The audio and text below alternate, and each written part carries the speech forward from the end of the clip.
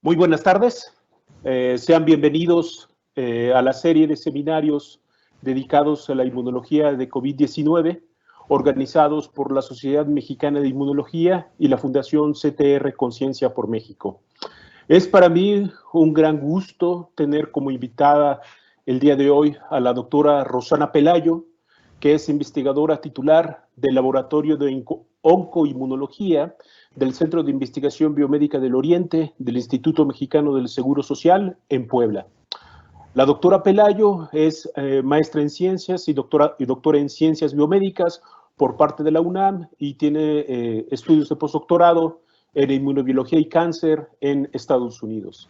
Actualmente es miembro del Sistema Nacional de Investigadores, nivel 3, es expresidenta de la Sociedad Mexicana de Inmunología y bueno, ha sido un vínculo muy importante en la sociedad para tener lazos muy fuertes con la Unión Internacional de Sociedades de Inmunología, donde actualmente funge como vicepresidenta del Comité Mundial de Educación. Los investigadores del grupo de la doctora Pelayo se centran en la hematopoiesis normal, maligna y de emergencia, utilizando diferentes abordajes teóricos, biomédicos y translacionales, cuya misión de largo plazo es hacer ciencia en torno al paciente, a los servicios de salud, a la educación y al desarrollo fundamental al conocimiento. Entonces, es para mí nuevamente un gran honor tener hoy con nosotros a la doctora Rosana Pelayo. Muchísimas gracias, doctora. Buenas tardes tenga todos ustedes, miembros y amigos de la Sociedad Mexicana de Inmunología. Desde Puebla les saludo con muchísimo entusiasmo, agradeciendo a la mesa directiva, en especial al doctor Rommel Chacón, la invitación a participar en esta serie de seminarios en respuesta a la pandemia por COVID-19 y agradezco también a la Fundación CTR y a su equipo de trabajo por ser los anfitriones y facilitadores de esta iniciativa, que es fundamental, más relevante que nunca. Bien, hoy quiero dedicar esta charla a los caídos, a las víctimas que han enfrentado el dramático desafío de la enfermedad por COVID-19 y de forma muy especial a la memoria de mi querido amigo ejemplar Marco Islas, quien tras batirse en duelo, pues se ha despedido de nosotros. Como todo mundo sabe, en este foro, la enfermedad por coronavirus 2019 fue declarada emergencia nacional pública de preocupación internacional también en enero de este año y 2 meses después fue elevada a estado de pandemia. Y de cara a esta crisis sanitaria, se ha puesto de manifiesto la capacidad que tienen todos los países y la humanidad de hacer planteamientos globales, de hacer trabajo colectivo y hoy quiero presentar uno de los proyectos de investigación que le pertenecen a un grupo inmenso de investigadores, de hecho a varios grupos de investigadores biomédicos y clínicos que se han unido en torno a un fenómeno que es de inmensa utilidad aparentemente para el entendimiento de la enfermedad y para propuestas nuevas de intervención, como es la hematopoiesis de emergencia. En este grupo de investigadores participa el CIBIOR, aquí en Puebla, en Metepec, los virólogos, inmunovirólogos, doctor Julio Reyes, Gerardo Santos, todo el laboratorio de oncoinmunología, de quienes voy a presentar varios datos. Participa la UMAE, el Hospital de Especialidades del Centro Médico Nacional Siglo XXI, en especial la UIMIC, con sus investigadores titulares, el Hospital General de Zona número 5, de aquí de Puebla, la Delegación Estatal de Puebla, el Hospital General de Zona 20, el Laboratorio Juárez de Oaxaca, el Hospital Infantil de México, Federico Gómez, el Hospital General de Zona 1 y la UMAE, el Hospital de Especialidades de Puebla. Es importantísimo que este proyecto nos ha permitido hacer una red de interacción con otros proyectos que se están llevando a cabo alrededor de la pandemia.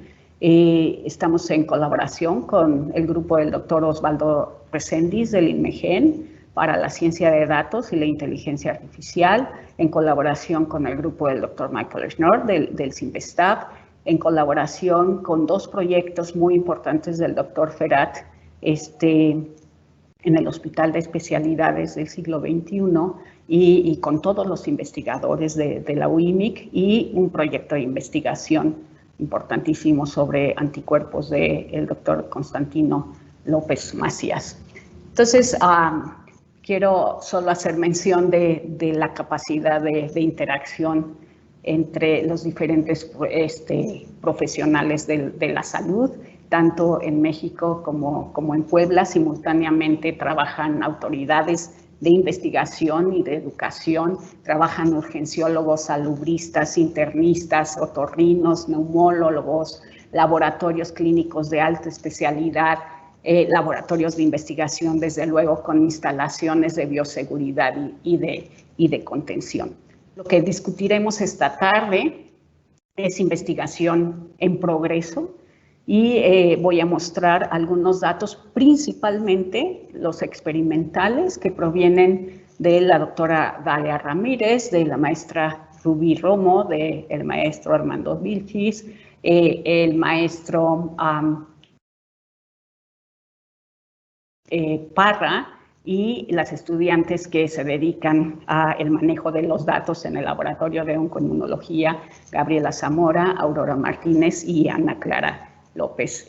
Son resultados preliminares. La información se ha movido a una velocidad inédita durante esta pandemia, y estos resultados pueden modificarse de acuerdo a la dinámica de la enfermedad en México, por lo que les pedimos tomarlo en cuenta y evitar que sean comunicados, ¿no? Seriamente, dado que son todavía resultados en progreso. Como decía, muchos aspectos de la civilización humana se han puesto en riesgo durante esta pandemia, y esto ha permitido que a una velocidad extraordinaria se genere información. Y hoy, a 8 meses de haber iniciado esta crisis sanitaria, la más grande de la que tenemos pues de la que tenemos registro en la humanidad, sabemos de la estructura viral muchísimo, sabemos también de las puertas de entrada del virus, sabemos de todos los tejidos que se infectan, sabemos los receptores celulares que permiten esta entrada, sabemos también de la transmisión aérea hasta, tenemos ya calculado más o menos la distancia en la que el virus puede ser transmisible y podemos contagiar, ¿no?, a nuestros vecinos. Y también tenemos mucha información acerca de la prevención y acerca de las medidas de la autoridad sanitaria para evitar que colapsen los sistemas de salud. Esto es haciendo intervenciones para el retraso epidémico, así como todas las medidas básicas para evitar también la transmisión. En esfuerzos sin precedente se ha logrado al día de hoy tener ya muchos prototipos para diagnosticar tanto molecularmente como hacer un seguimiento de anticuerpos a los individuos que se van infectando, y también en un esfuerzo meteórico tenemos hoy al menos 10 proyectos en fase 3 para la generación de vacunas, para preparar a los organismos para unas próximas, ¿no?, infecciones naturales. En el caso de México, yo voy a presentar, a pesar de que hoy los números son diferentes, al día de hoy tenemos 906.863 al día de ayer por la tarde, con 90.000 defunciones. Voy a presentar datos porque hemos estado haciendo un seguimiento sistemático de todos los datos que provee la Autoridad de Salud en México, y voy a presentar datos al 22 de octubre, en donde teníamos con respecto a las defunciones globales una tasa de letalidad nacional del 10%, en tanto que a nivel mundial se registraba una tasa de letalidad del 2.74%. Hace una semana, entonces, teníamos casi 900,000 casos, 874,000, y teníamos alrededor de 88,000 defunciones. Lo que nosotros hemos aprendido de estos datos es muchísimo. Por un lado, aquí resultados de Aurora Rodríguez en análisis a los datos que muestra Secretaría de Salud. Nosotros podemos tener aquí a la izquierda muy claramente cuál es la incidencia de SARS-CoV-2 positivo, ¿no? Tanto en hombres como mujeres, y su epidemiología, digamos, la clásica, la métrica convencional epidemiológica, en realidad los muestra como entidades diferentes cuando el SARS-CoV-2 es negativo, tanto en hombres como en mujeres. Es decir, la edad en la que se presenta y también la capacidad de sobrevivir o de resolver la infección cuando no está asociada la infección por SARS-CoV-2, sino hay otras razones, es mucho mayor en comparación a cuando hay una franca asociación de SARS-CoV-2, tanto en hombres como en mujeres. Entonces, en este proyecto nosotros hemos trabajado únicamente con individuos infectados, pacientes SARS-CoV-2 positivos, que tienen confirmada la PCR. Y muy interesante, tenemos aquí el análisis de la sobrevivencia, la supervivencia en los individuos con respecto a la edad. Aquí se engloban todos los datos, los 800,000 datos al 22 de octubre, y tenemos obviamente una tendencia muy visual hacia la disminución de la supervivencia a partir alrededor de los 35 años, ¿no? Es un punto de quiebre en donde empieza el descenso de la supervivencia, tanto en hombres como en mujeres. Y el índice de mortalidad o el aumento de la vulnerabilidad al deceso o a los desenlaces fatales también, también analizados, ¿no?, de forma masiva, se muestran en esta gráfica, en donde también tenemos a partir de los 35 años que empieza la curva ascendente. Cuando hacemos gráficas analíticas de los estados clínicos de los pacientes, encontramos algo bien interesante. Pareciera obvio hasta que hacemos el análisis. Por un lado tenemos a los ambulatorios, ¿no?, cuya caída, ¿no?, justamente es a partir como de los 35 años nuevamente, es decir, tenemos más o menos el 95% de los casos ambulatorios en las edades, en el caso de los hombres, en las edades entre 10 y 30 años, y en el caso de las mujeres entre 5 y 35 años, ¿no? En tanto que, de forma contraria, la hospitalización empieza a ascender también en la edad a partir de los 35 años. El encuentro de las dos curvas, es decir, del estado ambulatorio y el estado hospitalizado, difiere de acuerdo al sexo. Ustedes pueden ver que en el caso de hombres, que se muestra a la izquierda, tenemos más o menos a los 60 años este encuentro de las dos curvas, en tanto que el caso de las mujeres lo tenemos alrededor de los 70 años. Esto ha tenido cambios. La dinámica de la enfermedad ha cambiado ligeramente a través de los meses. Nosotros hemos hecho cortes primero en abril, después en julio y ahora en octubre, y hemos notado definitivamente que las mujeres empiezan a salir, empiezan a tener mucho mayor infección, o sea, la incidencia ha cambiado, y también las curvas se han ido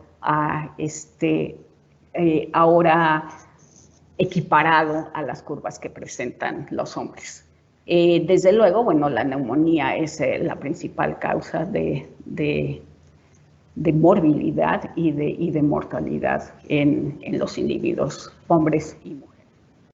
Cuando nosotros vemos perfiles pronósticos de acuerdo a la edad y a las comorbilidades, encontramos muy interesante que se nos ha dicho a nivel nacional y a nivel internacional que hay una triada, ¿no? que en realidad es un cuarteto en México conformado por diabetes, hipertensión, obesidad, ¿no? Enfermedad cardiovascular, que difiere ligeramente entre hombres y mujeres. Hay mayor resistencia, menor incidencia de comorbilidades en mujeres. Y cuando nos vamos a hacer un análisis por grupos de edad, vean ustedes, tenemos de 0 a 1 año de edad, de 2 a 9, de 10 a 19, de 20 a 39, 40 a 59 y mayores de 60 años. Empezamos a ver que hay un perfil, ¿no? En estos mapas de calor, un perfil muy definido a partir de los 40 años. En realidad, en adultos jóvenes entre 20 y 39 años se empieza a perfilar esta huella, pero es muy evidente a los 40 a 59 años y definitivamente en los mayores a 60, esta huella, ¿no? Que incluye la hipertensión, incluye diabetes, incluye obesidad, ¿no? Enfermedades cardiovasculares, es idéntica a la huella que presenta la mortalidad. Es muy importante ver que aún el perfil que muestran los individuos que resuelven la infección ya tiene una huella de comorbilidades asociadas. Y entonces la pregunta es, ¿cómo se da esta decisión del destino? Si los individuos que pueden resolver la infección, de hecho, no están libres de comorbilidades, ¿no? Hay mucha comorbilidad, sobre todo después de los 40 años. ¿Cómo se da la decisión del destino hacia pronósticos desfavorables o hacia una inmunovigilancia o inmunoresolución de la enfermedad? Definitivamente nos enfrentamos a un problema de complejidad altísimo. Ese es el problema de la enfermedad por SARS-CoV-2. Es decir, es complejidad a todos niveles. No hablemos hoy de complejidad cultural, no hablemos de complejidad demográfica, desde luego. Hablemos solo de complejidad biológica, complejidad inmunológica, complejidad hematopoyética, ¿no? Y aparte de todo esto, todos los paradigmas que se están rompiendo con esta enfermedad. Y entonces, las enfermedades complejas como COVID-19, como enfermedades crónico-degenerativas, dentro de las que se incluyen el cáncer y otras, tienen que abordarse desde perspectivas complejas, desde luego, ¿no? No unilateralmente. Y empezando con esta complejidad, pues tenemos un espectro clínico muy importante que corresponde a un espectro inmunológico, ¿no? Aquel individuo que se expone y se infecta con este virus SARS-CoV-2 puede mostrar una ausencia de sintomatología y desde luego resolver, ¿no? Puede mostrar una sintomatología leve y recuperarse, una sintomatología moderada y recuperarse, y una sintomatología severa que tiene dos aristas, la recuperación o la muerte. Desde luego, será muy importante cuando los clínicos hablen con nosotros de las capacidades en cada una de los estadios evolutivos de la enfermedad. Pero a grandes rasgos, lo que nosotros vemos es que este espectro clínico corresponde también a que el espectro inmunológico opera todo el tiempo. Es decir, cuando vemos una enfermedad severa que deriva en muerte, en general se ve asociada a una catástrofe inmunológica y a una falla multiorgánica, a inflamación aguda, hiperactivación, tormenta de citocinas. A la doctora Arriaga no le gusta que hablemos de tormenta, pero bueno, chubasco de citocinas, o desregulación de las citocinas, agotamiento celular, ¿no? Y un concepto nuevo del que vamos a hablar durante toda la charla es la hematopoiesis de emergencia, el abandono de los nichos de la médula ósea, una migración exacerbada de las células muy primitivas, senescencia, etc. Por otro lado, tenemos en el lado opuesto, en aquellos que se recuperan, una inmunovigilancia, inmunidad innata y adaptativa efectora, ¿no? Una resolución de la infección con una protección celular aparentemente inmediata por anticuerpos. Esto solo es una especulación porque hay muchísimos estudios que se están llevando a cabo en este momento para demostrar qué tanto hay una inmunidad protectora y de qué tipo es la inmunidad protectora y qué tan perdurable es la inmunidad protectora. Entonces tenemos este espectro clínico que además corresponde a un espectro de edad.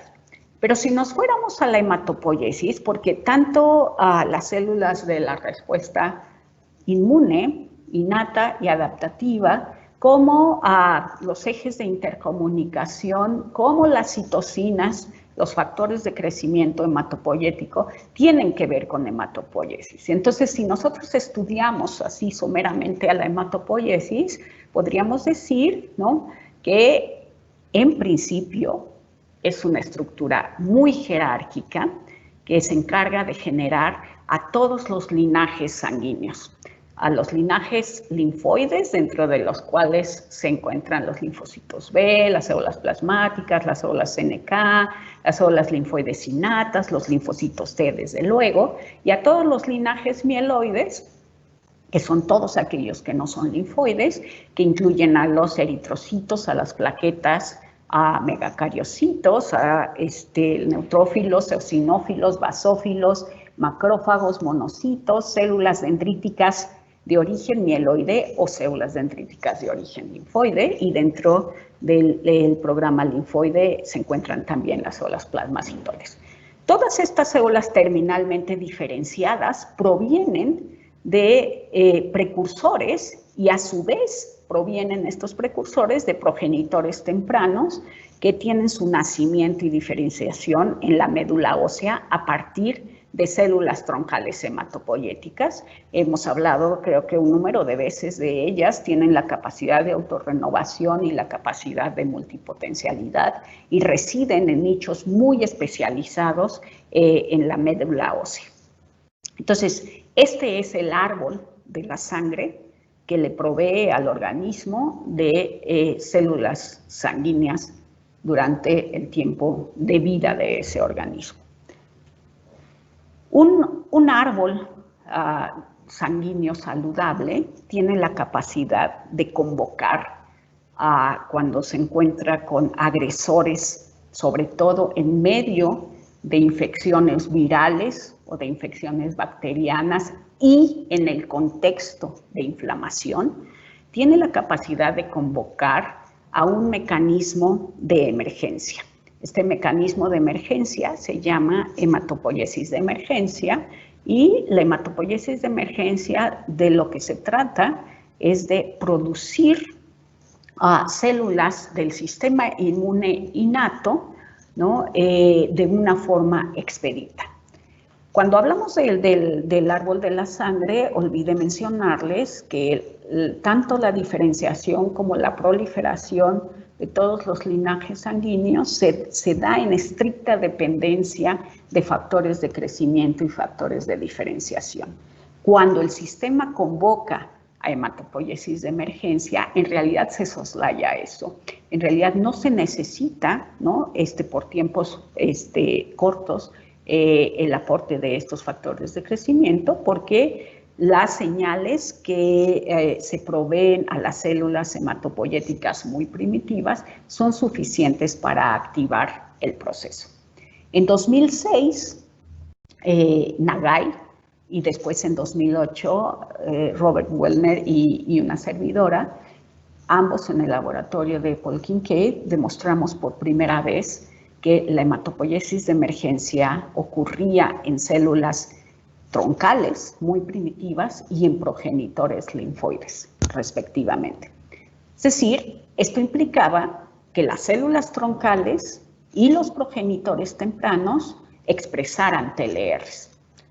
Los TLRs, los receptores tipo TOL, son las herramientas, una de las herramientas más ancestrales que tiene el organismo para reconocer perfiles o patrones asociados a patógenos o patrones asociados a daño, ¿no?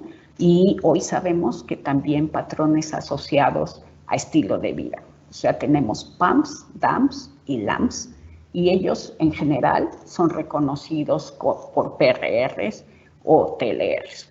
Lo que ha cambiado en el conocimiento es que estos TLRs no solo están en las células innatas terminalmente diferenciadas, sino que están presentes en las células hematopoyéticas muy tempranas, en las troncales y en los progenitores, lo cual hace que nosotros cambiemos el primer paradigma. La respuesta inmune inicia mucho más temprano de lo previamente pensado.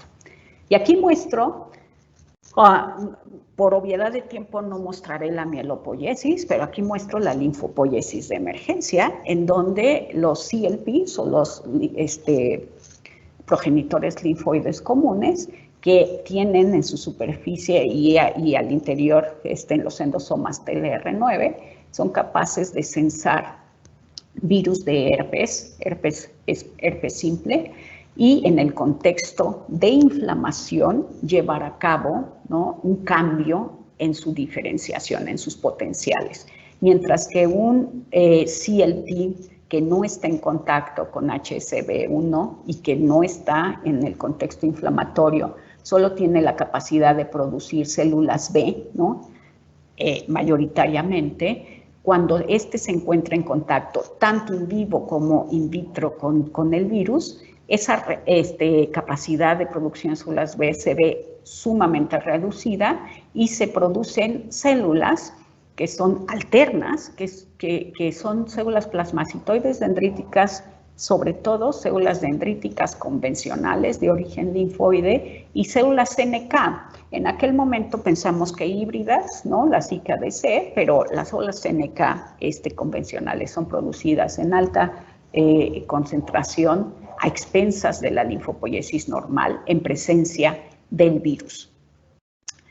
Esto depende, desde luego, de TLRs, depende de factores de crecimiento y citocinas proinflamatorias, pero también depende de la avidez. Es decir, a menos que la infección sea aguda y que haya muchos TLRs que están siendo ligados en ese momento y que haya señales masivas, se da el fenómeno de emergencia, porque cuando nosotros tenemos infecciones latentes, pero de muy bajos PFUs, en realidad el sistema hematopoyético permanece en equilibrio. Sin embargo, cuando tenemos infecciones con la intensidad de una infección aguda, pero que se hace crónica porque es constante, lo que tenemos es una falla medular absoluta. Es decir, no hay hematopoiesis de emergencia, sino hay una continua estimulación de las células a producir células innatas, pero sobre todo a proliferar y a agotarse,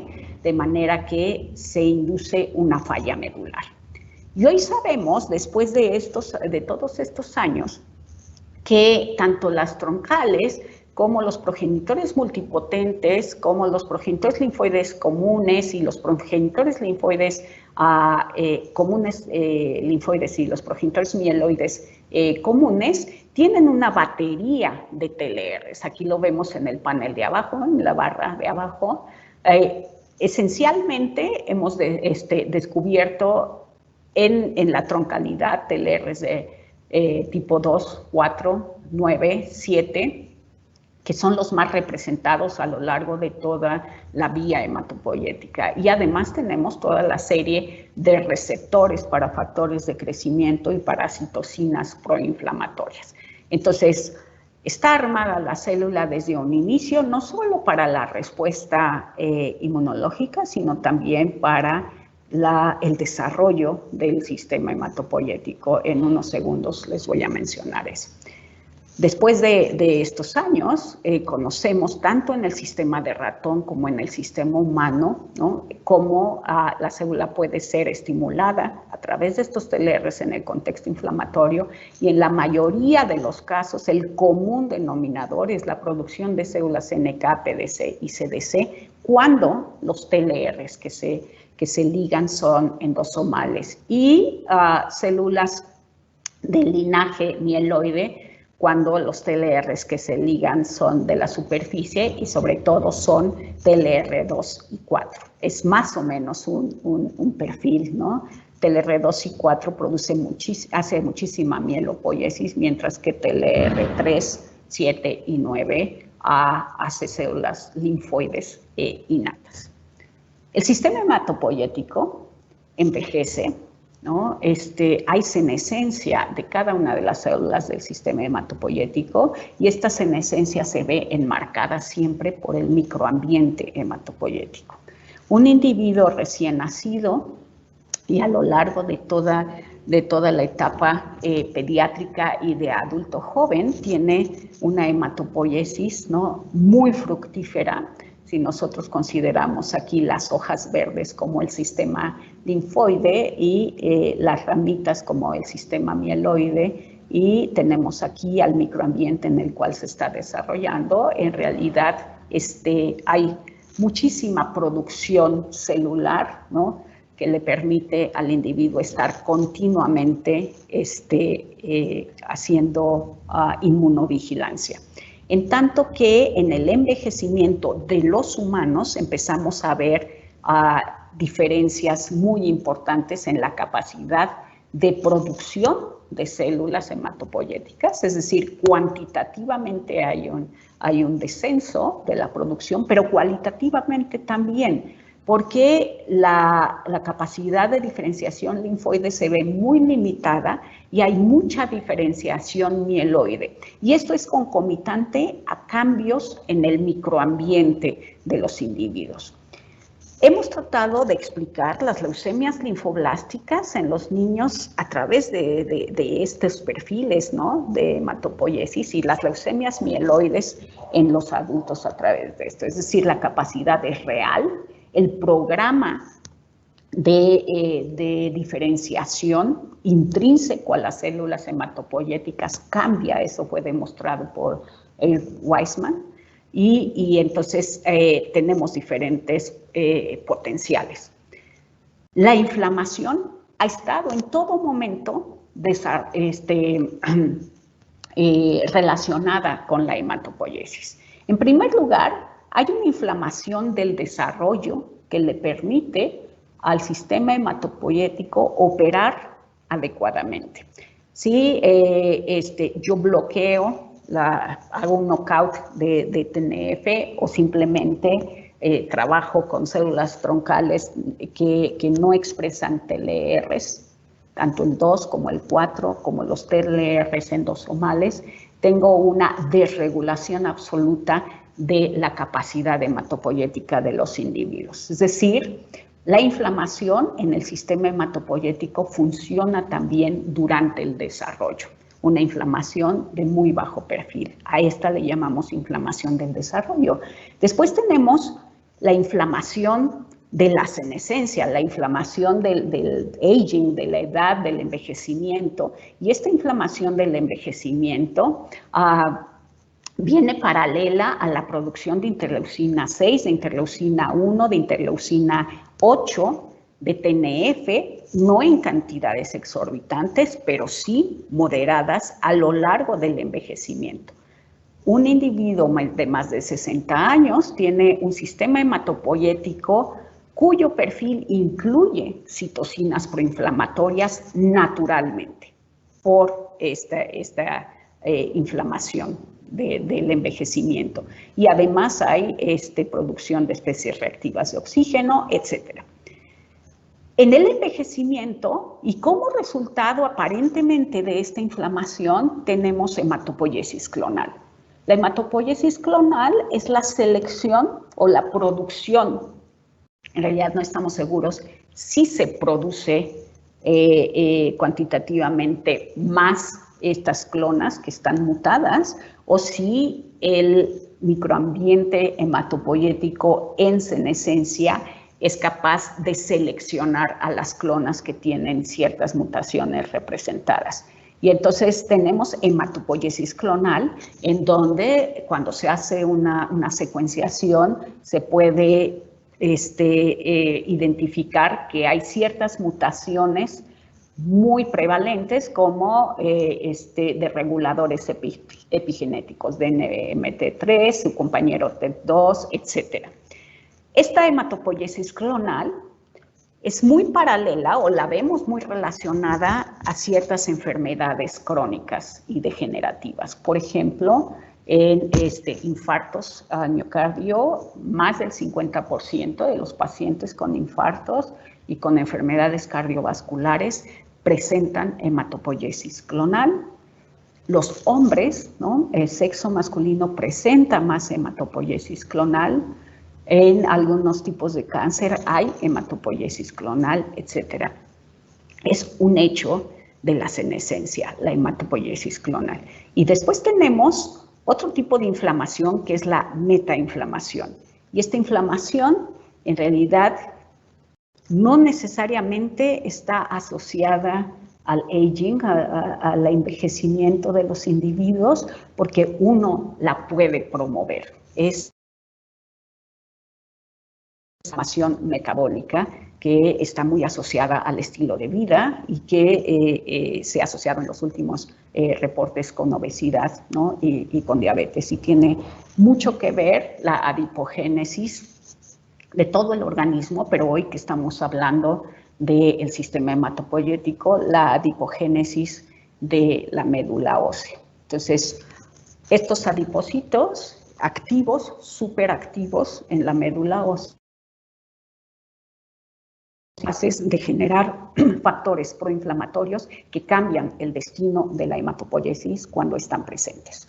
De hecho, hay varios estudios que indican que cuando uno alimenta grupos de ratones con dietas altísimas en grasa y entonces emula la obesidad, inmediatamente cambia el microambiente hematopoyético y empezamos a tener alteraciones como abandono de nichos, como hiperproliferación. Si hay un componente genético, hay manifestación de mutaciones genéticas y posiblemente hiperproliferación asociada a enfermedades tipo leucemia.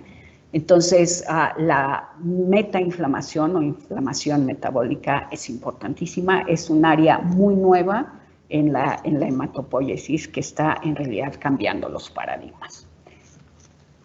¿Cómo conciliamos esto con la pandemia, con COVID-19? Si nosotros hacemos este tablero y analizamos desde A hasta D, en A nosotros tenemos una hematopoiesis estacionaria normal, ¿no? La hematopoiesis que tiene el árbol que les presenté desde un principio, que es sano, que tiene un balance perfecto entre células mieloides y células linfoides. Esta hematopoiesis estacionaria, si tiene un encuentro con el virus SARS-CoV-2 o con cualquiera de los otros virus en donde hemos demostrado la hematopoiesis de emergencia, este encuentro con el virus empieza a generar una producción de citocinas inflamatorias y entonces hay una activación de las células troncales y los progenitores y empieza a haber hematopoiesis de emergencia. He dicho con antelación que esta puede ser, dependiendo de los TLRs que se estén dando, de los agonistas, de los que cuente, de los que se conforme el agente agresor, el virus o la bacteria, puede ser mieloide o puede ser linfoide. En el caso de los virus tenemos mucha hematopoiesis de emergencia linfoide.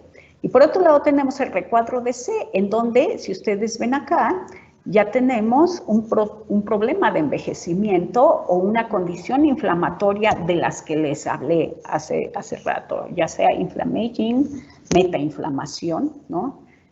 O hematopoiesis clonal. Y entonces, si esta médula ósea que ya está mórbida, que ya está afectada, tiene encuentro con el virus, ¿no? Lo que va a suceder es una crisis hematopoyética, porque antes de ese encuentro con el virus ya tenía muy poca linfopoiesis, poquísima, y tenía mucha mielopoiesis, producto de la inflamación generada por el envejecimiento o generada metabólicamente. Al encuentro con el virus, aunque haya señales de hematopoiesis de emergencia, en realidad se va a generar una crisis porque no va a haber linfopoiesis y va a haber prevalente mielopoiesis. Adicional a este fenómeno tan complejo, está este desafío que es muy reciente de la estructura jerárquica de la médula ósea, la estructura jerárquica del sistema hematopoyético.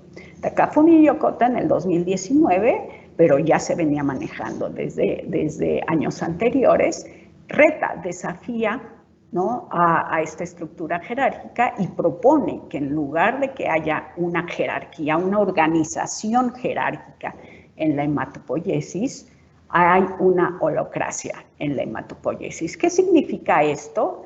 Que hay módulos hematopoyéticos, no desorganización, hay solo módulos hematopoyéticos que son autónomos e independientes, es decir, el organismo no se regiría por la hematopoiesis absoluta, ¿no?, centralizada en la médula ósea, sino tendría capacidad de hematopoiesis muy activa en diferentes órganos.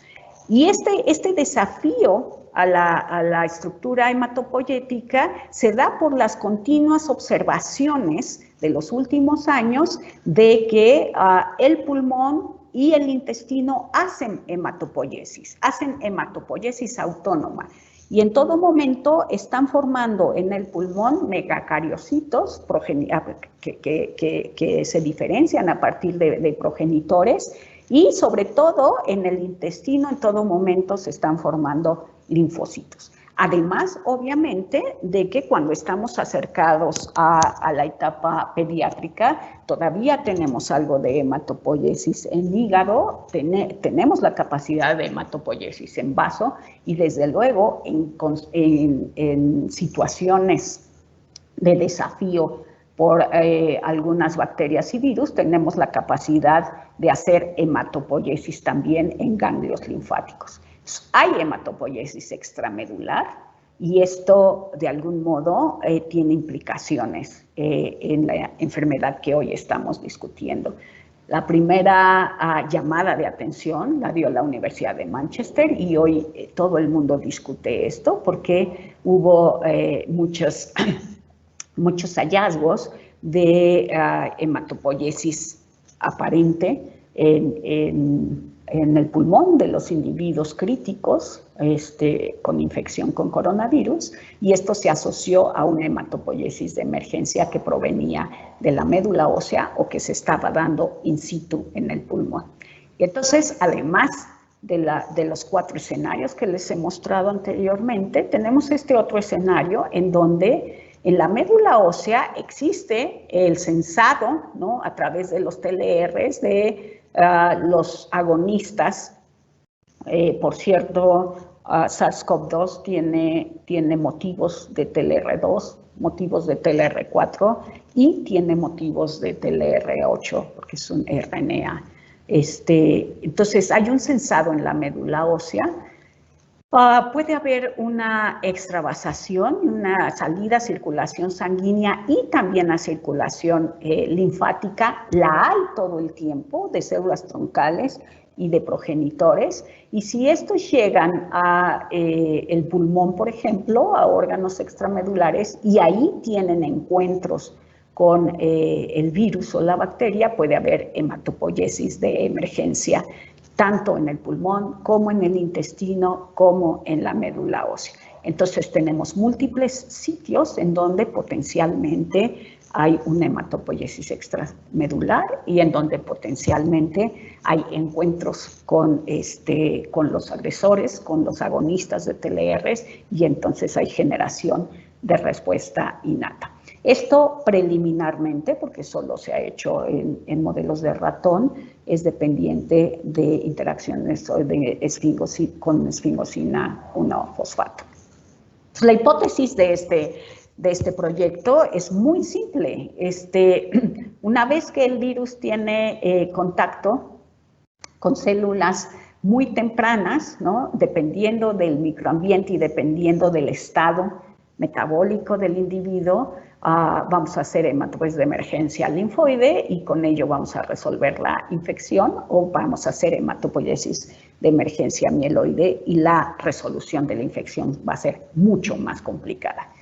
El timeline de nuestro proyecto, también muy sencillo, implica 3 pasos, ¿no? En el primero tenemos participando a todos los hospitales, laboratorios clínicos y centros de investigación, ¿no? Que reciben pacientes y que confirman la presencia del virus por RT-PCR, una estratificación clínica por grupos de edad.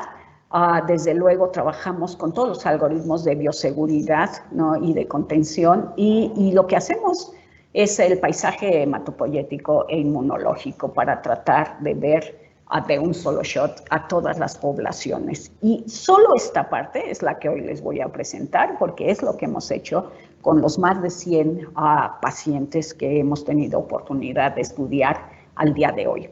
En una segunda fase, lo que nosotros querríamos estudiar serían mecanismos y las rutas de diferenciación implicadas, y desde luego en una tercera fase, lo que necesitamos urgentemente es hacer ciencia de datos, inteligencia artificial, para tratar de conseguir un atlas mexicano, desde luego de la pandemia, de la enfermedad, estratificar a nuestros pacientes, tratar de tener modelos de predicción de riesgo y de prevención, y desde luego ser capaces de dar alguna recomendación. La citometría de flujo ha sido la herramienta para esta primera fase que mostraré hoy, y nos permite reconocer tanto a las células troncales muy tempranas de la médula ósea como a toda su evolución, ¿no? Hacia células precursoras y progenitoras más comprometidas, y desde luego a las terminalmente diferenciadas. Estamos abordando a través de citometría de flujo, pero con 3 técnicas diferentes, nuestro problema. Uno, la convencional, ¿no? que todos manejamos en el laboratorio, y también hacemos análisis de componentes principales, que no son más que técnicas para reducir la dimensionalidad. En el caso de componentes principales de forma lineal, en el caso de los TSNIs de forma no lineal. Lo que tenemos en comparación de PCAs contra TSNIs es que en los PCAs se preserva la estructura global de los datos, y en los TSNIs lo que estamos haciendo es inteligencia artificial, entrenando a las herramientas computacionales para clusterizar, ¿no? a las poblaciones celulares. En este caso es estocástico y en este caso es determinístico, y ambos son complementarios. Hay muchísima tendencia a pensar que hacer TSNIs es mejor, pero creo yo que son complementarios, y ustedes me van a dar la razón en unos momentos. Entonces, la primera etapa, la de hematopoiesis de emergencia, la diferenciación muy temprana, nos permite de forma muy clara ver que un control contra un paciente COVID tiene diferencias sustanciales en las poblaciones del sistema hematopoyético temprano. Yo, porque lo sé de memoria, les puedo decir que que es la subpoblación de CD34, aquí estamos estudiando solo a estos progenitores troncales y todos los progenitores. En el caso de los individuos control, de nosotros mismos, tenemos todo el tiempo patrullando, y especialmente durante las noches, tenemos patrullando células troncales y todos los progenitores a lo largo de nuestra circulación. Si regresan o no a la médula ósea, cuáles regresan o no, eso es un tema que se está estudiando muy intensamente alrededor del mundo. Todavía no sabemos cuáles regresan y cuáles no, y cuáles se quedan en los órganos extramedulares para recibir las señales que se les den allá. Pero lo que sí sabemos es que toda la gama de progenitores está afuera, está en circulación. Claro, en abundancia muy baja, 0.01, 0.1%, pero están todos. Aquí tenemos a las células más tempranas de las que tenemos conocimiento, las troncales, aquí tenemos a los progenitores, y si los dividimos, ¿no?, de acuerdo a CD45RA, tenemos a los progenitores multilinfoides y a los progenitores multipotentes. Y si además los dividimos más, tenemos aquí a los progenitores mieloides y tenemos a progenitores linfoides, tanto para células B como para células NK.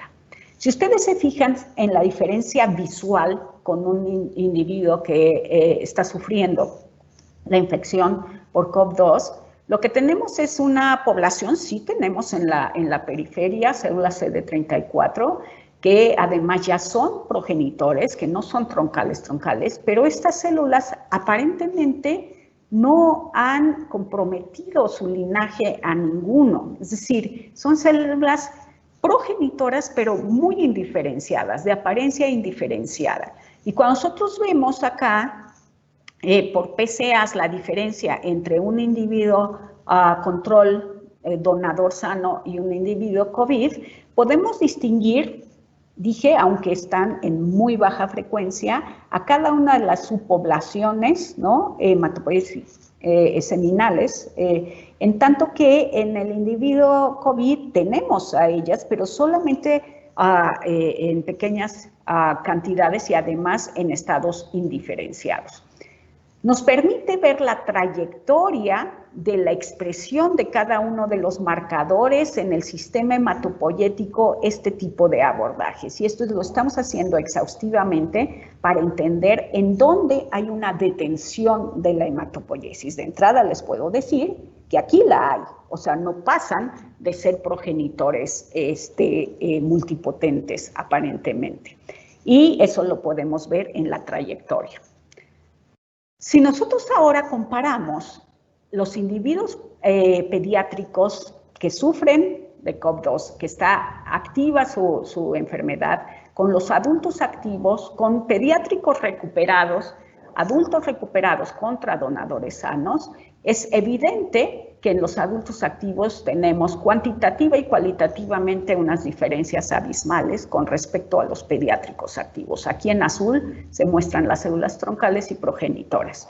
El pediátrico recuperado es prácticamente igual al activo, es decir, continúa siendo efector. El adulto recuperado adquiere, por lo menos cuantitativamente, células progenitoras, y aquí tenemos al donador. Y si vamos a hacer en un mapa de calor la comparación entre los diferentes grupos de los que estoy hablando, es evidente cómo el pediátrico activo, el niño que está enfermo en este momento, tiene todo el sistema hematopoyético de diferenciación representado en su sangre periférica. Tiene células troncales, tiene células multipotentes, tiene células multilinfoides en menor proporción y tiene células linfoides, progenitores linfoides aquí en azul. Vean la barra, ¿no?, de colores que indica la expresión o no expresión, bueno, la frecuencia de las células, 0.2% contra 0, es decir, 0 frecuencia celular, 0.2% con respecto a los leucocitos de sangre periférica. El paciente adulto activo no tiene representación de células primitivas seminales en la periferia. El pediátrico recuperado, al recuperarse, es exactamente el mismo perfil de los donadores sanos. Tengo que reconocer aquí de una vez que una limitante muy seria de este estudio al día de hoy es que no tenemos todavía casos pareados por edad, es decir, sí para los adultos, pero no para los niños por razones obvias de ética. Entonces, seguramente nuestros datos irán variando una vez que podamos incorporar algunos casos pareados. Pero el paciente adulto recuperado nunca llega a ser un paciente normal, si pareciera inclusive que tiene como una muy alta producción de células troncales a su recuperación, pero nunca semeja a los individuos normales. Si vamos a ver la diferenciación tardía mieloide-linfoide, de esta no tengo más que decir porque ustedes son todos expertos y entonces he decidido no mostrar todos los datos, solamente mostrar los PCAs para que ustedes vean pacientes pediátricos, la diferencia con los adultos activos, que obviamente tienen muchísimos neutrófilos, como lo ha reportado el mundo entero. Pacientes pediátricos recuperados, que son cuya huella es idéntica a los donadores sanos casi. Pacientes adultos recuperados también, que vuelven a la identidad de un donador sano. Y aquí abajo tenemos al cociente NLR de los neutrófilos contra los linfocitos. Y en los pacientes pediátricos 1.71 es prácticamente normal. En tanto 28 no he puesto rangos, pero hay individuos, sobre todo los críticos, que tienen un NLR de 60 y de 70. Entonces, la recuperación en realidad trata de acercarse a la normalidad. Nuevamente tenemos diferencias sustanciales, tanto en los perfiles mieloides como en los perfiles linfoides, ¿no? Los perfiles mieloides a los pacientes pediátricos son muy similares a los donadores sanos y a su recuperación en realidad no están sufriendo de falta de producción o de sobreproducción. En tanto que los pacientes adultos prácticamente su sangre periférica está solamente tomada por neutrófilos. Y lo mismo podemos decir de las células linfoides.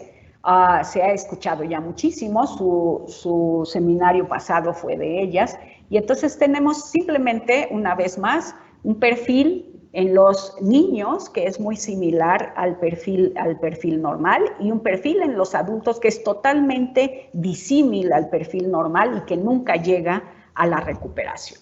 Y esto es lo que nos atrae mucho más. Les había comentado que NK, dendríticas y plasmacitoides dendríticas son la triada, digamos, que identifica a la hematopoiesis de emergencia. Y aquí tenemos la comparación entre los diferentes grupos y tenemos a los pediátricos activos con células plasmacitoides dendríticas muy simples, solo como CD123 positivo, high, HLA-DR positivo.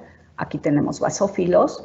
El adulto activo está absolutamente carente y es consistente entre todos los adultos activos. El paciente pediátrico recuperado, adulto recuperado, recupera PDC y el donador sano. Y lo mismo es cierto para las células dendríticas convencionales, solamente vistas como células CD11C positivas, HLA-DR positivas y linaje negativo, desde luego. Y una vez más tenemos muy bajos niveles en el adulto activo. Pero cuando ya reunimos los datos de todos los pacientes que hemos estudiado y hacemos un mapa de calor, vean ustedes la diferencia entre el pediátrico en términos de dendrítica convencional con respecto al adulto, es totalmente diferente, ¿no? Inclusive con respecto al donador sano. Es decir, el pediátrico tiene muchísimas células dendríticas y tiene muchísimas células plasmacitoides, parecidas en este caso a la normalidad, y aumenta su producción cuando tiene el encuentro con el virus. Y entonces, con el interés de ver si hay cambios en la evolución de la enfermedad o cómo son los cambios, simplemente haciendo ahora TSNIS, las huellas con CD123, azul negativo, alta expresión rojo, tenemos los controles, es la huella control, aquí está rojito, rojito, solo para ver plasmacitoides dendríticas, en el entendido de que son una población muy poco frecuente, ¿no? En la sangre periférica. Tenemos a un paciente COVID grave, prácticamente no, y todo esto, acuérdense que clusterizan los TSNIs y todo esto es granulocito, un paciente crítico, desafortunadamente, y un paciente recuperado que nuevamente vuelve a poner, ¿no? El foco con las plasmacitoides dendríticas. Es más claro cuando hacemos este tipo de análisis. Aquí tenemos el control. Tenemos los dos pacientes, los dos son adultos, grave y crítico, y tenemos la recuperación de la población plasmacitoide dendrítica. Y entonces, claro, hasta hoy eso lo único que indica es una sugerencia, ¿no?, de que está ocurriendo en la población pediátrica hematopoiesis de emergencia y posiblemente no en la población adulta, o si está ocurriendo hematopoiesis de emergencia linfoide a cierto nivel, en realidad podría haber una limitante muy importante que está provista por la inflamación diferente a la inflamación que genera el virus, sino por la inflamación asociada al envejecimiento o la inflamación asociada a la morbilidad metabólica. Entonces, bueno, como ya sé que todos quieren ver una prueba de concepto, apenas estamos iniciando. Es muy complicado trabajar con poblaciones minoritarias y aparte hacer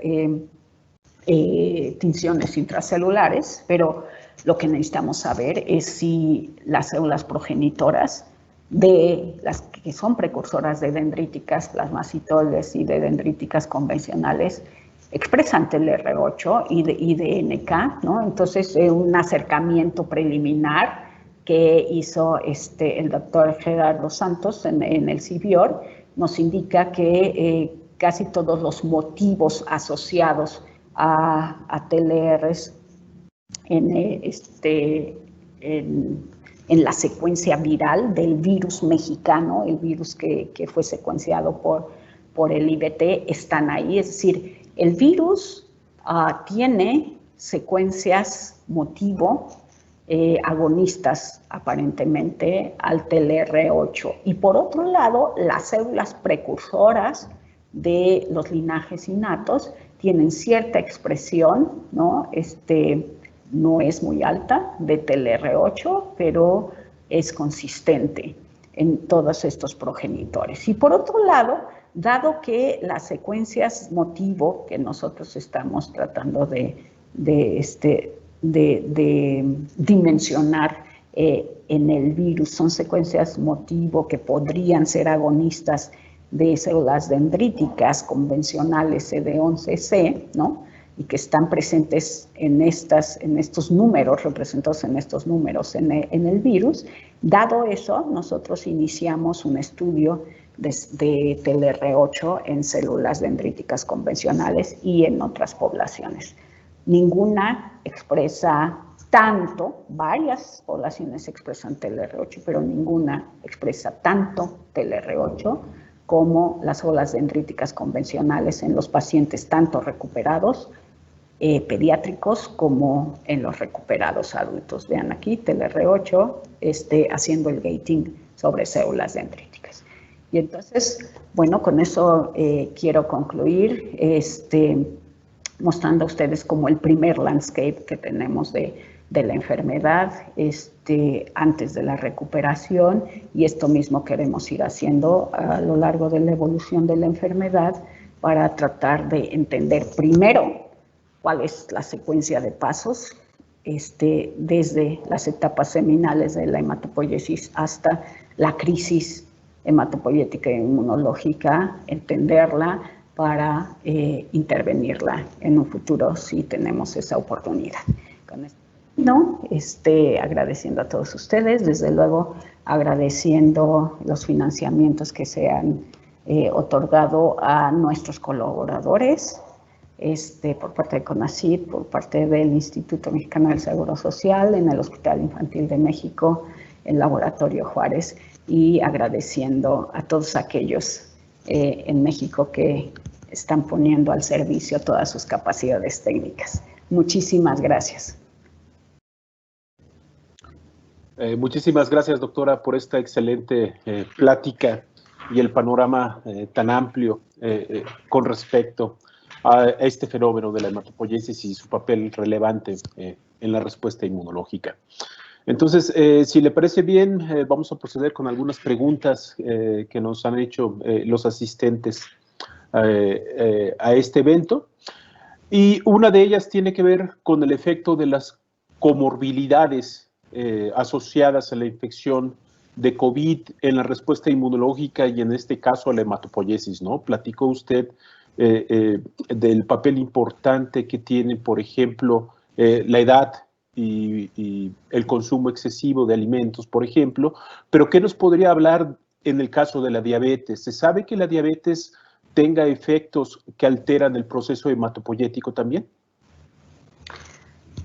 Nosotros gracias por la pregunta, nosotros en este proyecto no hemos todavía tenido la oportunidad de esos abordajes, sin embargo tenemos alto interés, mucho interés en hacerlo a través de enfoques de estudio del microambiente. Es decir, si parte de la hipótesis que estamos manejando es que el microambiente proinflamatorio pudiera tener efectos sobre la producción de las células sanguíneas, nosotros podríamos ser capaces de determinar la identidad de este microambiente estromal, por ejemplo, de individuos estromal y también de factores solubles de individuos que presenten comorbilidades como diabetes y hipertensión, obesidad, y tratar de relacionarlo. Es decir, hoy no tengo ese dato, tenemos no en enfermedad por COP2, pero sí en la normalidad, datos muy consistentes del grupo de King y de Margaret Goodell que indican que en diabetes efectivamente hay señales proinflamatorias que inducen a las células troncales a hacer proliferación y diferenciación. Pero no he visto hasta el momento en el caso de esta enfermedad. Va a ser muy interesante. Si no fui clara, creo que el abordaje sería hacer microambiente, ¿no? En estos individuos en los que presentan la comorbilidad y ver cómo está su proceso de diferenciación y de activación y posiblemente en abordajes experimentales en laboratorios hacer estimulación cruzada de factores microambientales de individuos que presentan diabetes con hematopoyéticas normales. Muchas gracias. Gracias, doctora. Otra pregunta tiene que ver con este fenómeno de la linfopenia que se presenta en los pacientes de COVID. Es muy interesante este aspecto relacionado con los fenómenos hematopoyéticos. Y en este sentido, entonces, parece que es un balance de señales que ocurre en la médula ósea para definir este proceso, ¿no? Platicaba que en el caso de infecciones virales, la hematopoiesis de emergencia favorece precisamente linajes linfoides, pero que en el caso de los pacientes de COVID esto no ocurre, principalmente asociado por la edad, ¿no? ¿Habría otros factores que inclinen la balanza en este sentido o sería solamente la edad el factor decisivo?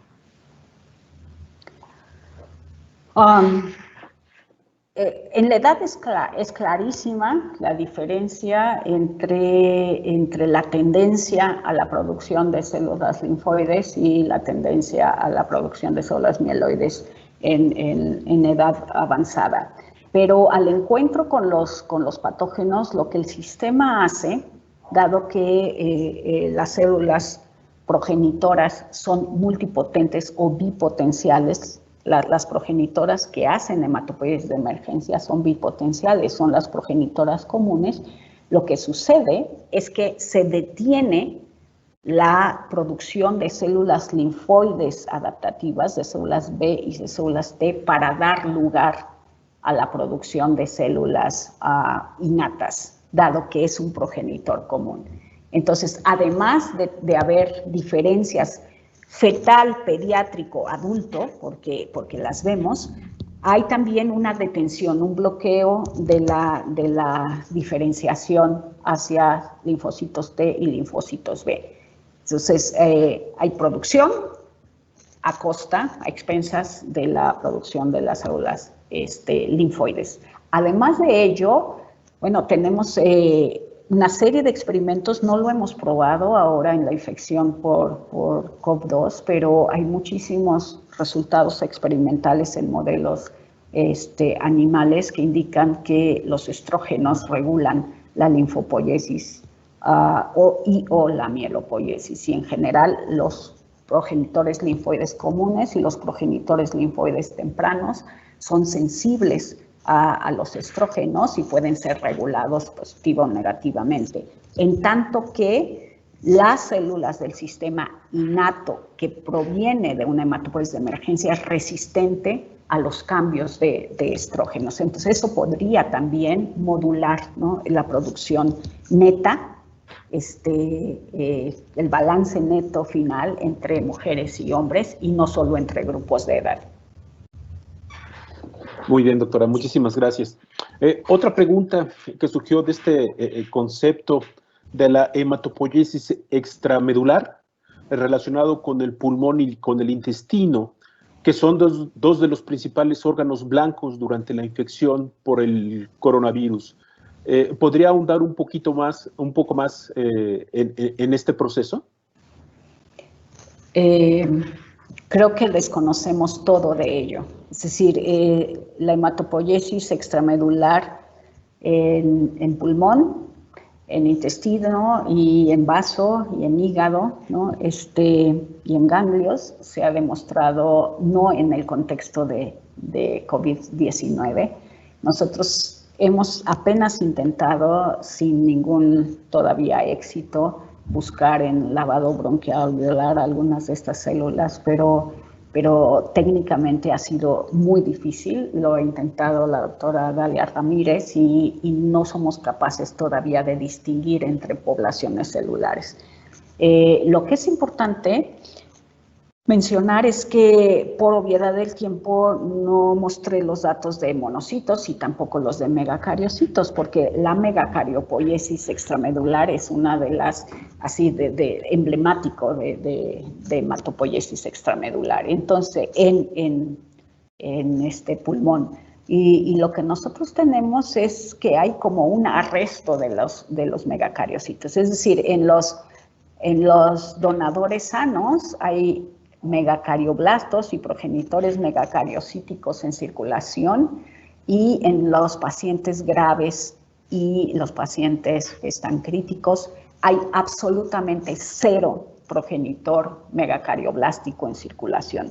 Y nos preguntamos si todos ellos están atrapados en el pulmón, y es ahí donde se está haciendo muchísima megacariopiesis, pero solo son especulaciones. Es muy importante el punto, es muy importante tratar de entender ahora la versión intestinal y compararla con la versión pulmonar de la enfermedad en términos de hematopoiesis. Gracias. Gracias, doctora. Otra pregunta que está aquí en el chat se refiere a los precursores hematopoyéticos derivados de la hematopoiesis de emergencia que emigran a otros órganos como el pulmón. Cuando se solventa la enfermedad, ¿retornan a la médula ósea o cuál es el destino de estos precursores? Pues es una muy buena pregunta. No lo sabría, sin embargo, yo creo que es una de las inquietudes más importantes que tiene Michael Schnorr para su proyecto. Uno de los procesos en donde conocemos más hoy en la infección por coronavirus es el de neutropoiesis de emergencia, de neutrófilos. Entonces conocemos más o menos ya el fenotipo de los neutrófilos que se están produciendo por hematopoiesis de emergencia. Conocemos su migración súper exacerbada y tal vez ese pueda ser un buen modelo para tratar de entender cuando se resuelve la infección, si los progenitores van de regreso a la médula ósea, haciendo un marcaje, desde luego en modelo experimental, haciendo un marcaje de los progenitores. Sí, muchísimas gracias. No conocemos. Lo que conocemos también en mielopoiesis de emergencia son los reguladores que empiezan a hacer que se descienda la inflamación que descienda, está implicado BCL3, está implicado SOX3, SOCS, el regulador negativo para apagar la señal, SOX3. Entonces, ello hace que regrese, ¿no?, que se resuelva la inflamación. Y una pregunta compleja que emerge de esa resolución de la inflamación es si va a haber una homeostasis perturbada o no. Es decir, los estudiosos de la inflamación saben que una vez que la inflamación se resuelve, por lo menos en enfermedades crónicas como el cáncer, esta resolución es a medias. Hay un fenómeno que se llama homeostasis a medias noches, homeostasis perturbada, ¿no? Entonces, no sabemos si ese fenómeno biológico ocurrirá en COVID-19, pero tenemos que estar muy atentos, porque así como hay secuelas clínicas, seguramente habrá secuelas biológicas importantísimas para tomar en cuenta, como ese. Muy bien, doctora, muchísimas gracias. Otro aspecto que llamó mucho la atención durante su plática tiene que ver con los resultados que nos mostró de las células dendríticas plasmacitoides. Entonces, ¿se ha demostrado cuál es la participación de estas células durante la infección por COVID? ¿Y hay alguna correlación de estas células con las comorbilidades que se platicaron? Muy interesante pregunta. En el 2008 hubo una publicación hecha por un ex miembro de la UIMIC, importante en modelo experimental, que indicaba que coronavirus genera una respuesta protectora mediada por PDCs y mediada por TLR8. Esta respuesta protectora, desde luego, tiene que ver con la producción de interferón alfa, como en la mayoría de los virus, ¿no? Nosotros, en la segunda fase de este proyecto, tendremos que visualizar a los varios interferones y, desde luego, a quimiosinas y citocinas para conocer cuál es el papel de estas células plasmacitoides. Si parte de la recuperación, ¿no?, de los individuos es por su capacidad efectora de producir interferón alfa, que es como ellas suelen resolver las infecciones virales. Ahora, su relación con la comorbilidad es una pregunta que no me había hecho antes, me encanta. Las PDC están altamente producidas en enfermedades autoinmunes como lupus eritematoso sistémico, y hay una altísima producción de interferón alfa. Y yo entonces querría especular que en nuestras enfermedades metabólicas tenemos un descenso, una muy baja proporción de PDCs y de interferón, dado que el momento en que está encontrando al virus el individuo mórbido no está haciendo no está haciendo la inducción, ¿no?, de la vigilancia antiviral que uno esperaría. Entonces, si parte de la resolución en minutos o en horas de esta infección viral la debemos a interferón alfa, quiero predecir que no lo vamos a encontrar, la vamos a encontrar a la baja en los individuos mórbidos. Es una especulación, pero en la segunda fase lo veremos. No solo interferón alfa por parte de las PDC, sino va a ser interesante conocer los nichos que se generan para ellas y para sus progenitores. Es decir, las células no todo el tiempo, las hematopoyéticas, están dando vueltas en la circulación. Las células hematopoyéticas dependen en todas dimensiones de los nichos, ¿no? Sobre todo los precursores de los que estamos hablando ahorita. Entonces deben de tener estaciones en donde descansan, en donde se replican tal vez, en donde a lo mejor hacen su función efectora, y nosotros debemos ser capaces de reconocer dónde están esos nichos. Hay CXL11 y CXL10 muy elevado en los individuos COVID, y eso correlaciona muy bien con nichos proinflamatorios. que similan a los nichos inflamatorios de la médula ósea XL11 positivo, ¿no?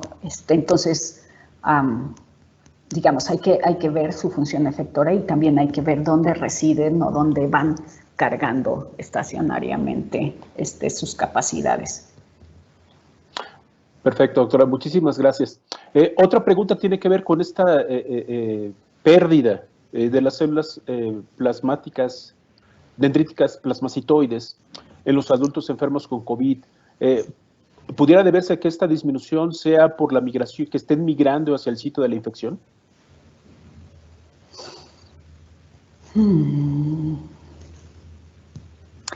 Pues creo que eso lo vamos a resolver una vez que pongamos a los progenitores en cultivo. Los progenitores de los diferentes grupos de edad serán cultivados para ver su potencial de diferenciación. Y entonces el compromiso que tienen esos progenitores o la competencia podrá definirse ahí. Si el progenitor pediátrico es comparable en capacidad de producción de células plasmacitoides dendríticas al progenitor del adulto, las estamos perdiendo en un lugar extramedular definitivo. Pero si no lo es una cuestión de potenciales. Muy bien, doctora.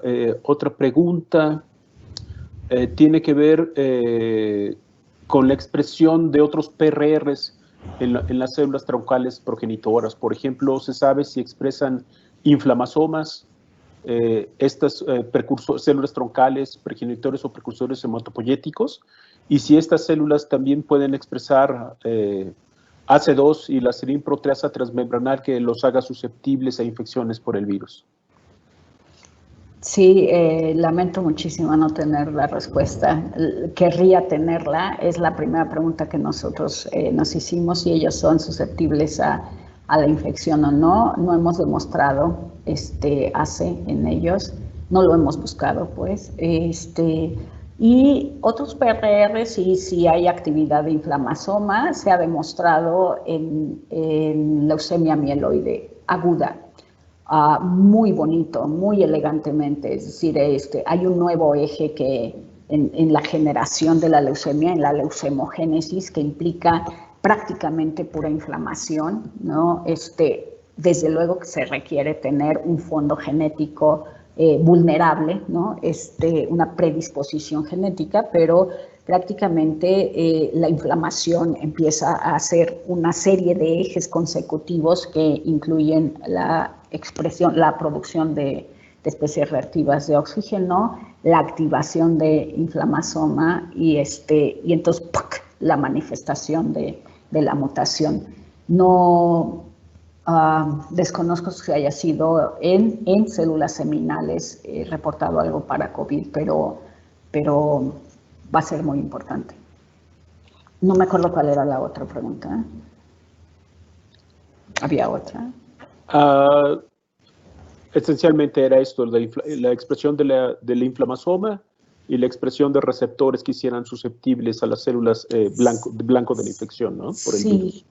Cuando nosotros describimos por primera vez el fenómeno en ratón con herpes simple, se hizo marcaje, ¿no? Fluoresceinado de herpes, y se buscó en la médula ósea y se buscó la dinámica, ¿no? En la circulación sanguínea, en la circulación linfática y la llegada a la médula ósea y la entrada a las células troncales. Y entonces el fenómeno fue bellísimo porque teniendo circulación sanguínea y teniendo un acceso a la médula ósea irrestricto, lo que sucede dentro de la célula troncal es que no se replica el virus, porque el estado quiescente de la célula troncal no activo simplemente no le permite hacer rondas de replicación, entonces no hay una infección productiva de esta célula. Una historia diferente es HIV, que entra a través de CXR4 y que aparentemente replica un poco más que lo que hace un virus que solamente entra vía endocitosis porque ha llegado por el TLR, etc. Entonces, los reportes de COV2 sugieren que las células hematopoyéticas y más las tempranas no son blanco de infección, sin embargo no tenemos todavía esa comprobación. Esperaría que no haya una replicación así muy activa, ¿no? Pero que sí haya activación de la célula. Ahora, también quiero aquí aclarar, es otra especulación, no sabemos si parte de las diferencias entre niños y adultos sea la distribución del virus, no lo conocemos eso.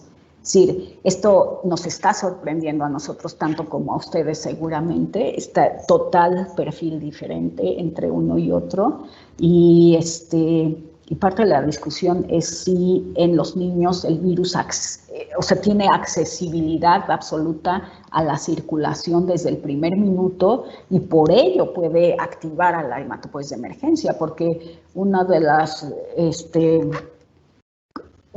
condiciones es que llegue a la circulación y que llegue a la célula troncal, ¿no? Y que esto no sucede en adultos, pero no sabemos si la distribución viral es diferente y si el acceso a la circulación es diferente en el adulto.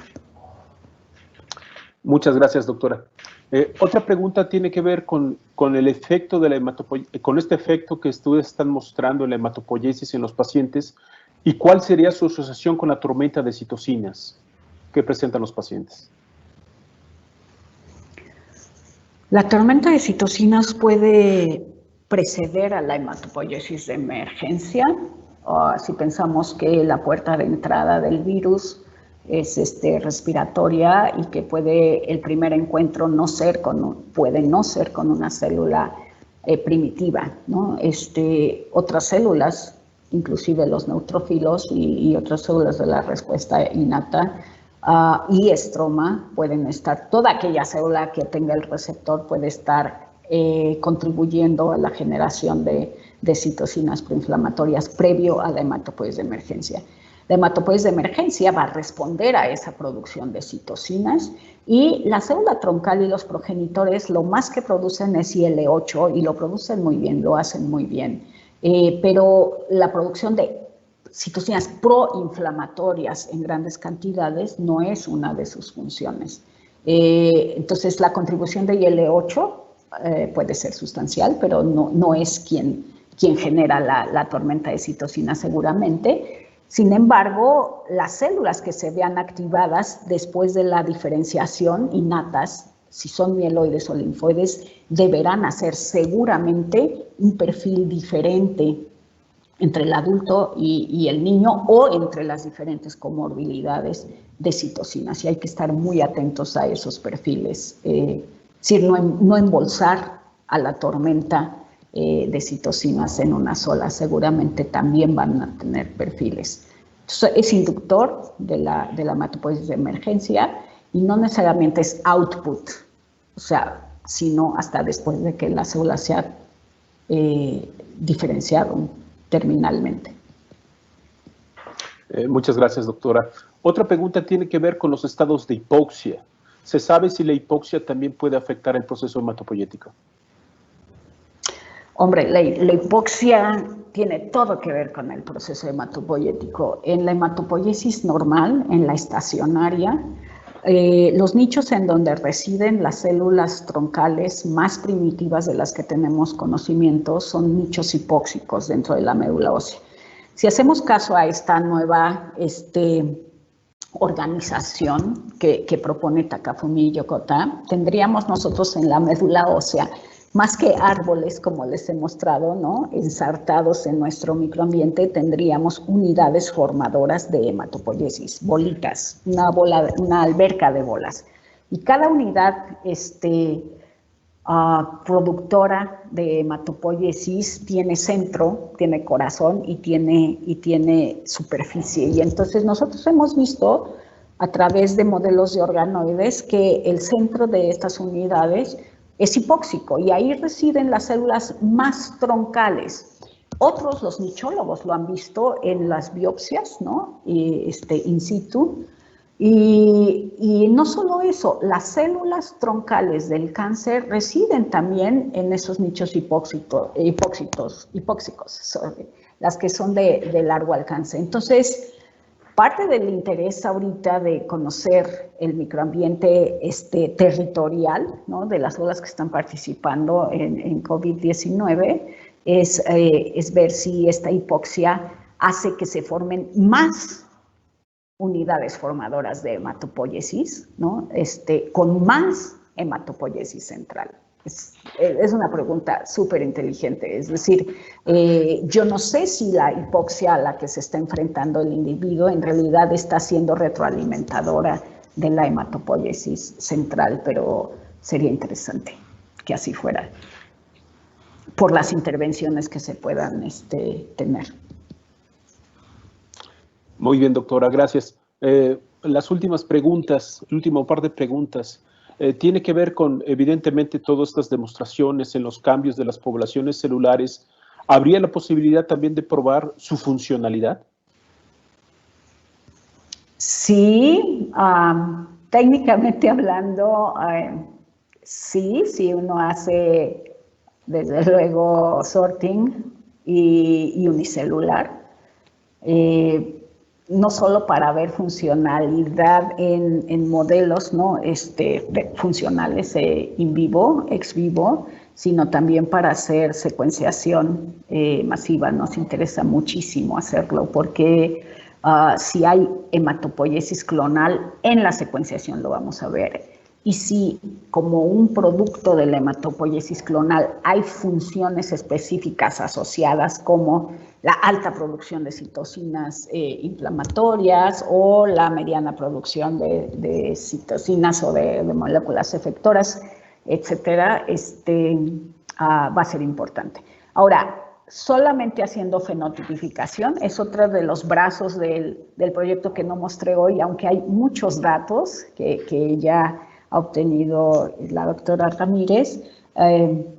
Solo por fenotipificación tenemos como un panorama muy global y tenemos diferentes perfiles, una vez más, de activación o de supresión o inclusive de agotamiento, solo viendo NCRs en las células NK, viendo PD1 y PDL1, etcétera. Entonces, en un próximo seminario habrá la oportunidad de discutir tal vez esos datos, porque la respuesta inmune y su desenlace, digamos su destino, yo creo que está siendo estudiado muy poderosamente por muchos inmunólogos, pero por ejemplo el agotamiento de las células troncales va a ser decisivo, ¿no?, para tratar de predecir la falla medular y parte de la falla multiorgánica. Entonces, medir las mismas moléculas y ejes que solemos medir los inmunólogos en las células diferenciadas, será sustancial en las poblaciones primitivas. Muy bien, doctora, gracias. Y finalmente, la otra es un comentario relacionado con estas vacunas que pretenden explotar el entrenamiento inmunológico y que precisamente un blanco importante de este entrenamiento son los precursores hematopoyéticos. ¿Cuál es su punto de vista con esta estrategia que se está evaluando? Mi punto de vista es positiva. Sí, yo promovería, una vez que tengamos toda la evidencia científica de que o sea, toda la evidencia científica, no solo del mecanismo, ¿no?, y de la prevalencia de la hematopoiesis de emergencia en diferentes grupos de edad, sino toda la evidencia científica de una estratificación basada en estos perfiles hematopoyéticos. En ese momento yo sería en realidad muy partidaria de proponer que haya intervenciones junto con la vacuna como adyuvantes para promover hematopoiesis de emergencia en los individuos que tengan este microambiente factible, ¿no? Un microambiente blanco que nos garantice que va a haber una actividad antiviral, y no proponerlo en los individuos que están cursando por un envejecimiento microambiental, en donde estar aumentando hematopoiesis de emergencia, por ejemplo, con cualquier tipo de adyuvante, puede ser peligroso.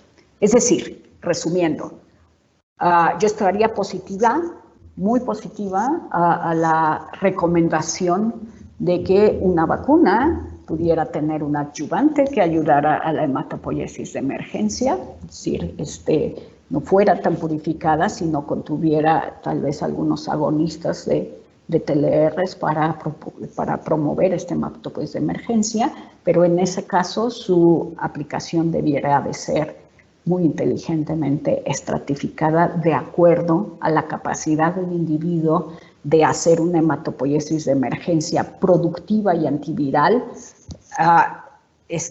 versus la capacidad de hacer una hematopoiesis de emergencia patogénica. Y por otro lado, pues Mijaíl Netea y un número de investigadores con los estudios de BCG y otros adyuvantes han demostrado han sugerido, más que demostrar, han sugerido que el entrenamiento justamente está basado en hematopoiesis de emergencia muy, muy primitiva. Entonces, el estudio y la intervención puede ser algo que nos ayude al control en el futuro. Y me siento muy orgullosa porque en México nosotros tuviéramos la capacidad de estratificar pacientes basados en esta citómica. Hay varias propuestas de moléculas purificadas y no purificadas que podrían ser espectaculares en la promoción de hematopoiesis de emergencia. Y habría que verlas. Muy bien, doctora, pues creo que con esto cubrimos todas las preguntas que se realizaron durante su seminario. Entonces, nuevamente, en nombre de la Sociedad Mexicana de Inmunología y de la Fundación de CTR, agradecemos profundamente su brillante presentación del día de hoy. Y aprovecho la oportunidad para recordarles que nos sigan en los canales de la Sociedad Mexicana de Inmunología, en donde se están anunciando diferentes eventos que se van a llevar a cabo, tanto nacionales como internacionales. Digo, por ejemplo, tenemos un curso promovido por la Unión Internacional de Sociedades de Inmunología, la Asociación Latinoamericana y del Caribe de Inmunología y la Sociedad de Inmunología de Colombia, de un curso virtual aprobado otra vez por UIS, que se va a llevar a cabo en abril del próximo año y que tiene como propósito abordar los mecanismos de inmunoterapia para cáncer y enfermedades inflamatorias, ¿no? Del mismo modo, tenemos una invitación de la Universidad de Aguascalientes con el Instituto Pasteur para realizar una serie de seminarios dedicados solamente a inmunidad innata de la infección de COVID-19. Entonces, síganos en nuestros canales de comunicación de la sociedad para que se mantengan al tanto de todas las actividades que se están realizando en nuestra comunidad. Agradezco del mismo modo a todos los asistentes por su participación y su asistencia del día de hoy. Y bueno, doctora Pelayo, nuevamente muchísimas gracias. Muchísimas gracias a todos ustedes. Les mando un abrazo muy fuerte y manténganse a salvo. Buenas noches. Hasta luego, buenas noches.